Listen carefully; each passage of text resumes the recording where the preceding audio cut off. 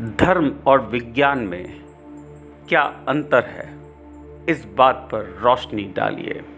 ऐसी एक प्रार्थना मुझे आई है। धर्म और विज्ञान के बीच के फर्क को समझने के लिए मैं आपको यूनान धर्म की एक कथा सुनाना चाहता हूँ। यूनान धर्म में एक किरदार हुए जिनका नाम था डेडिलस। डेडिलस ने एक मायाजाल बनाया था जिसे लेबिरिंथ कहते थे। ये मायाजाल, ये भूल भुलैया इतनी विशाल थी कि इसके अंदर इंसान, देवता, भूत, पिशाच सब खो जाते थे। डेडिलस के एक पुत्र हुए, उनका नाम था इकरस। दोनों ने भागने की योजना बनाई। डेडिलस ने पंखों का निर्माण किया जिसमें पक्षियों के पर मोम के साथ जोड़े गए। डेडिलस ने इकरस को समझाया कि इन पंखों को लेकर उड़ते वक्त सावधानी बरतनी होगी। यदि वो समुद्र से नज़दीक उड़ेंगे तो पंख नमी सोख लेंगे और भारी हो जाएंगे और वो गिर जाएंगे। और यदि उन्होंने सूर्य के नज़दीक जाने की कोशिश की तो मोम पिघल जाएगी और वो फिर गिर जाएंगे। डेडुलस ने एक दायरा बनाकर उड़ना जारी रखा, परंतु इकरस उत्साहित था, जवान था और वो सूर्य के समीप चला गया। उसके पंख पिघल गए और वो समुद्र में जा गिरा। ऐसी एक कथा रामायण के अंदर भी दर्शाई गई है। दो पक्षी जटायु और संपत्ति के रूप में दिखाए गए हैं। वो दोनों अरुण के पुत्र थे और संपत्ति के पंख इसलिए जल गए थे क्योंकि वो सूर्य के बहुत नज़दीक चला गया था। जटायु डेडिलस की तरह है और दोनों एक ही बात का प्रतीक है। जटायु के अंदर जटाओं का समावेश है। जटाएं पुराने हो जाने पर आ जाती है, ये भद्दी दिखती है। वैसे ही डेडिलस के अंदर डेड शब्द का इस्तेमाल है। धर्म जटायु और डेडिलस की तरह एक दायरा बनाकर चलता है। न तो ये सूर्य के नज़दीक जा पाता है और न ही ये समुद्र के पास रहता है। ये अनपढ़ गंवारों से भी दूर रहना चाहता है और वैज्ञानिक दिमागों से भी दूर रहना चाहता है। जटायु की ये स्थिति धर्म की स्थिति बन गई थी। मगर रामायण कुछ और समझाता है। वो कहता है कि जटायु तो मर जाएगा, रावण मार देगा उसे, पर जटायु की हत्या से धर्म का अंत नहीं होगा। जटायु की मौत से अपितु धर्म का उत्थान होगा।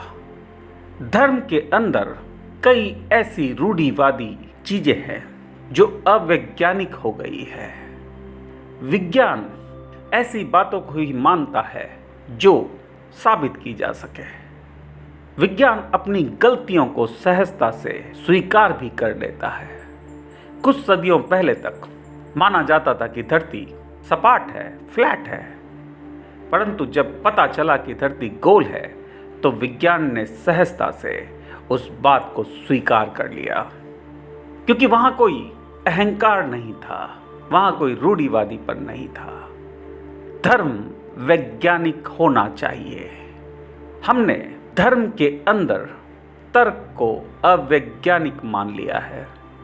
जो लोग तर्क करते हैं उन्हें हम नास्तिक कहकर दबा देते हैं, दरकिनार कर देते हैं। 3री शताब्दी में यदि कॉन्स्टेंटाइन ने एरियस के सवालों का जवाब दे दिया होता, होली ट्रिनिटी क्या है, यदि तार्किक रूप से उसे समझा दिया होता, तो आज क्रिश्चियन धर्म दुनिया का सबसे बड़ा धर्म होता।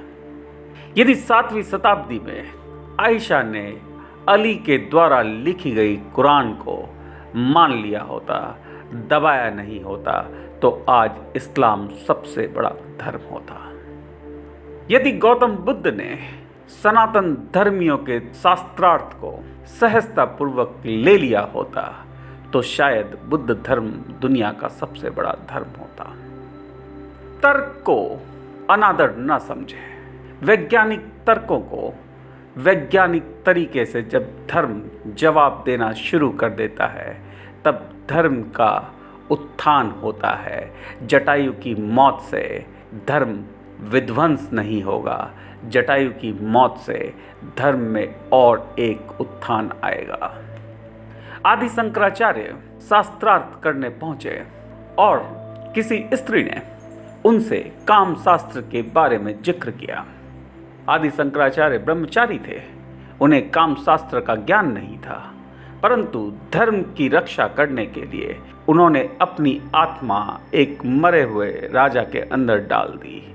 उन्होंने काम शास्त्र का अध्ययन किया और जवाब दिया, परंतु इस बात से वो क्षुब्ध हो गए और वो हिमालय में चले गए।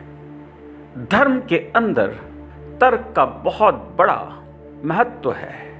शंकराचार्य जी ने कहा कि कुंभ का मेला लगेगा और चारों मठों के लोग वहां आकर आम लोगों तक अपनी बातों को पहुंचाएंगे। बात वेदों तक सीमित नहीं रहनी चाहिए, उपनिषद लिखे जाएं। आप अपनी धारणाओं को, अपने अध्ययन को लिखें और उसे शास्त्रार्थ के रूप में लोगों तक पहुंचाएं।